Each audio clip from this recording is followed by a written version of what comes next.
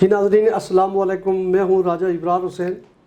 آج ہمارے خلیج نیوز کے مہمان سابق وزیر اعظم آزاد حکومت ریاست جموں و کشمیر اور موجودہ صدر پاکستان تحریک انصاف بیرسٹر سلطان محمود چودھری ہیں۔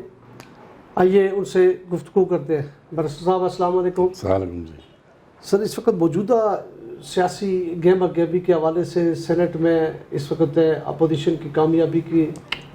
اور پی ٹی آئی کو میرے خیال میں شدید دھچکا لگا، اس حوالے سے آپ کیا کہنا چاہیے؟ لامالا دھچکے والی بات تو کسی حد تک ہے، لیکن اگر اس کا بیک گراؤنڈ دیکھا جائے تو عمران خان صاحب کو پہلے ہی پتہ تھا کہ کوئی لین دین ہو رہا ہے، اور انہوں نے بہت کوشش کی کہ اس سینٹ کے الیکشن میں جو رائے شماری ہے وہ اوپن ہو، چونکہ پہلے بھی آپ جانتے ہیں کہ سینٹ کے الیکشن میں ہمیشہ خرید و فروخت ہوتی رہی اور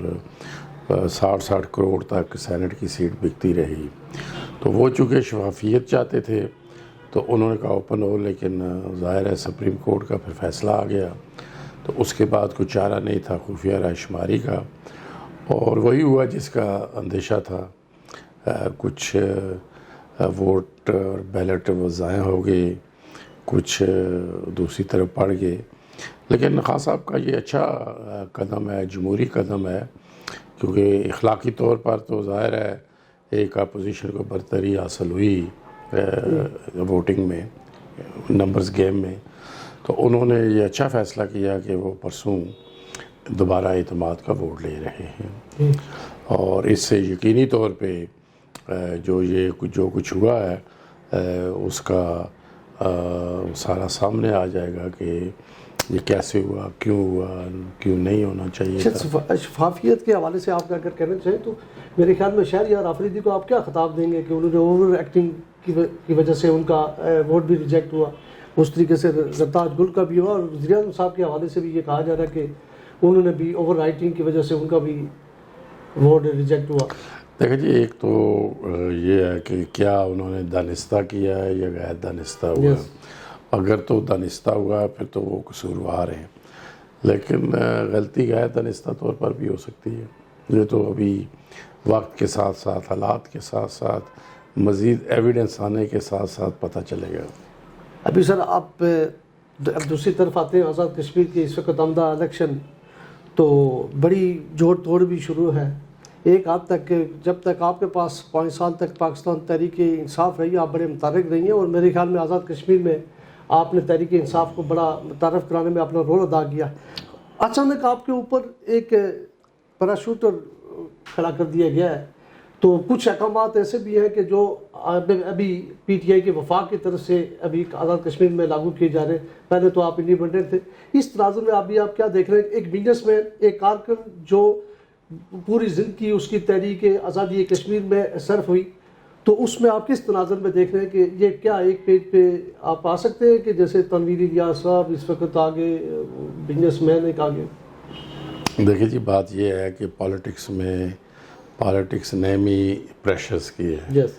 لیکن میرے بڑے مضبوط حساب ہے، میں پریشر لیتا نہیں ہوں۔ اگر آپ میرا ماضی بھی دیکھیں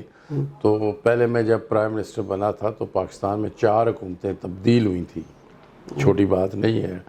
ایک ہمارے سخت خلاف آ گئے تھے نواز شریف صاحب، جو آئے روز میرے خلافت میں اعتماد کرنا چاہتے تھے، پھر فوجی حکومت آ گئی، پورے پاکستان میں مارشل لا تھا، اور میری ایک واحد جمہوری حکومت قائم رہی۔ تو اس اعتبار سے پریشرز میں لیتا نہیں ہوں۔ پالیٹکس میں پریشر ہوتے ہیں، لوگ پارٹیوں میں شامل ہونا چاہتے ہیں، بالخصوص جب کوئی اقتدار نظر آ رہا ہو، تو میں اس سے کوئی بری بات نہیں سمجھتا۔ آنے دیں لوگوں کو، جتنے لوگ آتے ہیں، مجھے یقین ہے کہ جو عوام فیصلہ کریں گے، جو ہمارے قائد عمران خان صاحب فیصلہ کریں گے، وہ درست ہوگا۔ لیکن بیرسٹر صاحب، آج سے کچھ عرصہ پہلے جی بی کے الیکشن ہوئے، وہاں آپ کے پی ٹی آئی نے یہ اعلانیہ، اور بلکہ وزیر اعظم عمران خان صاحب نے وہاں جا کے جلسے کے دوران کہا کہ میں جی بی کو ایک صوبہ بنا رہے ہیں۔ اس سے پہلے پیپلز پارٹی نے بھی کہا، مسلم لیگ نواز نے بھی کہا، اس کے بعد کچھ عرصے کے بعد انہوں نے کہہ دیا کہ آزاد کشمیر کو بھی صوبہ بنایا جا رہا ہے، لیکن آپ کا ایک متعدد بیان تھا، رویہ تھا اس حوالے سے، تو یہ کیا وجہ ہے؟ دیکھیں جی، عمران خان صاحب نے جہاں گلگت میں جا کے گلگت کو صوبہ بنانے کی بات کی، وہاں پر انہوں نے کوٹلی کے جلسے میں کشمیریوں سے یہ کہا کہ ہم تمام نظریات کی حامل لوگوں سے بات چیت کرنے کے لیے تیار ہیں، اور اس کے بعد انہوں نے برملا کہا کہ پھر کشمیری عوام کی مرضی ہوگی، وہ چاہے انڈیپینڈنٹ رہنا چاہیں یا وہ پاکستان کا حصہ بنے۔ لہٰذا جو انہوں نے ریسنٹ کہا ہے وہ کوٹلی کے جلسے میں انہوں نے کہا ہے، تو اگر وہ کشمیریوں پر اعتماد کر رہے ہیں، اور یہ میرا خیال ہے عمران خان پاکستان کے پہلے وزیر اعظم ہیں جنہوں نے کشمیریوں پر اعتماد کیا ہے اور کہا کہ جو آپ فیصلہ کریں گے ہمارے لیے قابل قبول ہوگا، تو یہ میرا خیال ہے سٹیپ فارورڈ ہے، اور یہ جو صوبے والی پراپیگنڈا چاہ رہا تھا اس کی بھی نفی ہوگی کہ وہ صوبہ بنانے کی بات نہیں کر رہے، وہ تو سٹیپ فردر جا رہے ہیں کہ اگر کشمیری عوام انڈیپینڈنٹ رہنا چاہیں تو وہ انڈیپینڈنٹ ہو جائے بے شک۔ لیکن کیا ہے گزشتہ دنوں یہ بھی ہوا کہ ڈی جی ایم اوز کے حوالے سے انڈیا اور پاکستان کے ساتھ ایک معاہدہ بھی ہوا کہ سرحد پہ سیز فائر جنگ بندی کا معاہدہ کرتے ہیں، اس کے بعد ایک اور خاموشی سے ایک معاہدہ یہ بھی ہوا کہ ہم ایک دوسرے کے خلاف ایسے پروپیگنڈا اور یہ زبان استعمال نہیں کریں گے۔ تو اس وقت آپ کیا سمجھتے ہیں کہ آزاد کشمیر کی مختلف پارٹیاں یہ قیادت کس تناظر میں دیکھ رہی ہے کہ یہ تو آپس میں معاہدہ کر رہے ہیں، تو اب بی ایس کیمپ اس وقت اس کا کیا کردار ہوگا اس وقت؟ دیکھیں جی، عمران خان جی کہہ چکے ہیں کہ آئندہ جو بھی بات چیت ہوگی وہ دو طرفہ نہیں ہوگی، سہ فریقی، اور کشمیریوں کو مانتے ہیں کہ وہ تیسرے فریق ہیں۔ اب یہ ہے کہ یہ جو کچھ ہوا ہے یہ میں سمجھتا ہوں کہ حوصلہ افزا ہمارے لیے ہے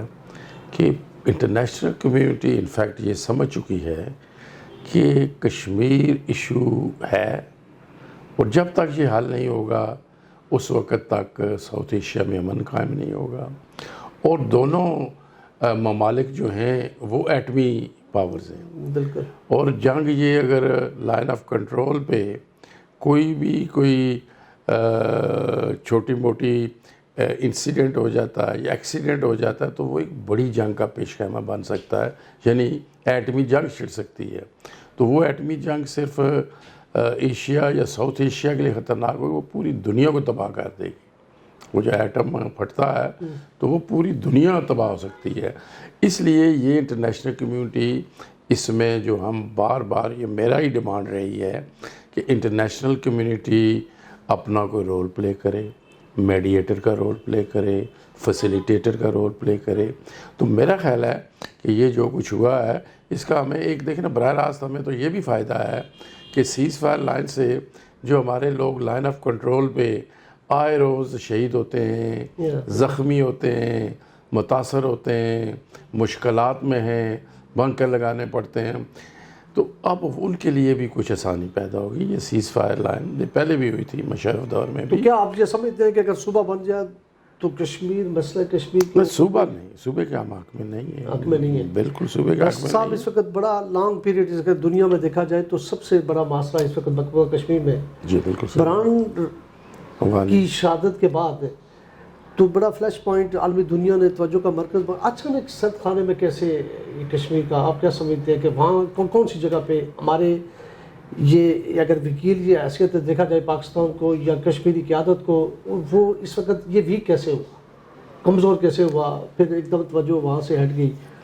توجہ بالکل نہیں ہٹی، توجہ اسی طرح، بلکہ جو آپ نے پچھلا سوال کیا تھا اس کو وہ آپ خود کہہ رہے ہیں کہ توجہ بڑھ گئی ہے، وہ بڑی تھی مطلب پیش رفت ہو رہی ہے اس پہ کشمیر پہ، سیز فائر ہو، بات چیت کریں۔ دیکھیں نا، جنگ کوئی حل نہیں ہے مسئلہ کشمیر کا، دونوں جب ایٹمی طاقتوں کی میں نے بتایا ہے کہ پوری دنیا تباہ ہو سکتی ہے بات چیت ہی، لیکن انڈیا پہلے بات چیت کرنے کے لیے تیار نہیں تھا، انڈیا سیز فائر لائن کرنے کے لیے تیار نہیں تھا۔ اب یہ انڈیا نے گیون کیا ہے، پاکستان نے کوئی چیز گیون نہیں کی، دونوں چیزیں پاکستان کو سوٹ کرتی ہیں۔ پاکستان کا تو موقف ہی یہ رہا کہ ہمارے ساتھ بات چیت کرو۔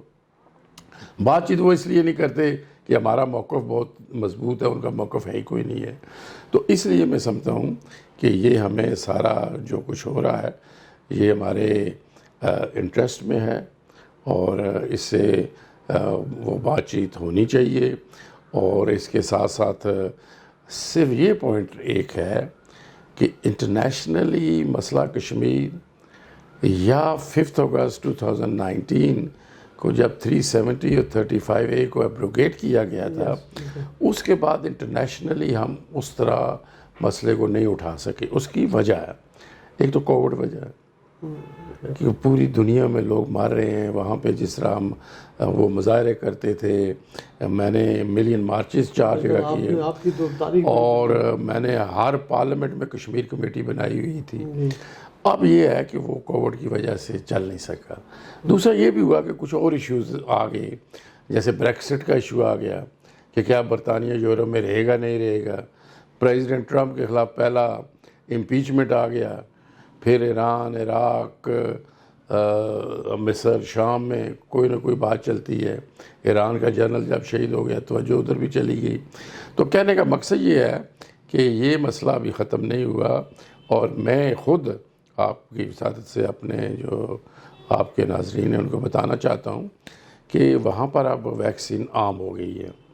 اور وہاں پہ صورتحال بہتر ہوتی جا رہی ہے. بالخصوص برطانیہ میں کوئی تقریباً 80% کم ہو گیا. ابھی لاک ڈاؤن میں بھی انہوں نے کوئی نرمی کا اعلان کیا ہے تو بہتر ہو. میرا خود مارچ کے اینڈ یا ارلی اپریل میں پروگرام ہے کہ دوبارہ میں باہر جا کے مسئلے کو جارحانہ انداز میں اٹھاؤں گا اور دوبارہ اس کو ایکٹیویٹ کریں گے. جو جس طرح آپ نے کہا کہ اس طرح نہیں شد و مت سے چاہ رہا, صحیح کہا آپ نے, لیکن اس کی background basically COVID and nothing else. اچھا برسکر صاحب, سیکنڈ لاسٹ کویشچن, آنے والے وقتوں میں کیا آپ کسی اور جماعت کے ساتھ بھی اتحاد کریں گے, جیسے مسلم کانفرنس ہو گئی دوسری؟ دیکھیں جی, میرا یہ بڑا واضح میسج ہے آپ کے تھرو کہ ہم کسی کے ساتھ اتحاد نہیں کرنا چاہتے. ہماری جتنی ابھی تک پریکٹس ہو رہی ہے, ہمارا پارلیمانی بورڈ بھی بن چکا ہے, وہ یہی ہے کہ ہم صرف پارٹی کے لوگوں کو ٹکٹ دیں گے, یا کچھ ہم سمجھتے ہیں جو ہمارے ذہنی یا نظریاتی طور پہ کچھ قریب لوگ ہیں, یا بعض حلقوں میں ہم بہت ویک ہیں, تو ان میں سے ہم نے کچھ لوگوں کو لیا ہے.